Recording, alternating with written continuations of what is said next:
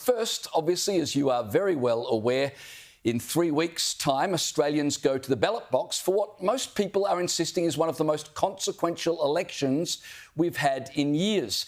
The economy is an absolute disaster. National security is a shambles.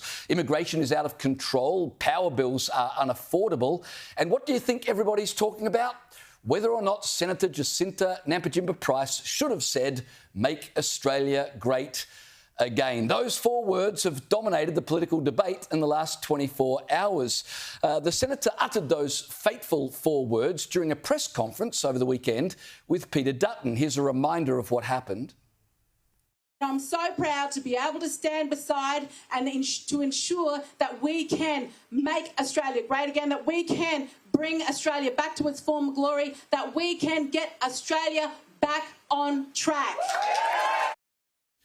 Well, the media and the government immediately seized on her use of that phrase and accused Senator Price of channeling Donald Trump. Now, I found it kind of amusing that that's where we've gotten to, and you would have thought that would be the end of it. Jacinta Price said she didn't realise she'd made the comment, and that may well have been the case. Nationals leader David Littleproud said it was an inadvertent slip of the tongue, but then, thanks to some brilliant investigative journalism, a damning photograph turned up of Senator Price and her husband Colin wearing Make America Great Again hats for Christmas. No. And this is proof, as if we needed it, that Jacinta Price and the entire Liberal Party are channeling the evil Donald Trump. There's a couple of things about this, Caleb and Danica, that really annoy me. First, this illustrates the inanity of the political discourse in this country. We're headed for a national debt of $1 trillion, but that's not the problem.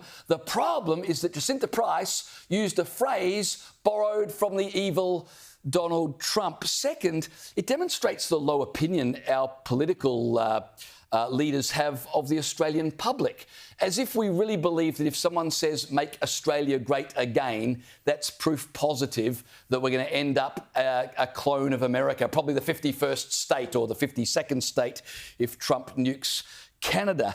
It also demonstrates what a threat Jacinta Price is to the left. Yes. She's clearly the most articulate of the coalition MPs. When she speaks, people listen, people trust her.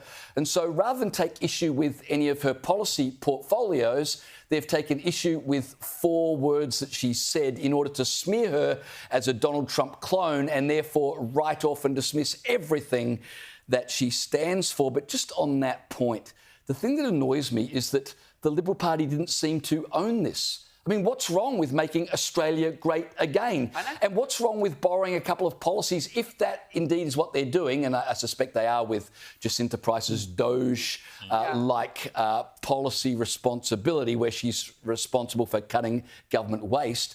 But, I mean, so what if she's channeling a little bit of the best of Donald Trump? Anthony Albanese once channelled, was it Michael Douglas? Yeah, correct. When he ripped off an entire speech from the American president. Copy and So at least paste. Jacinta Price, if she is channeling Trump, she's channeling a real person, unlike Albanese, who channelled a fictional character. Yeah.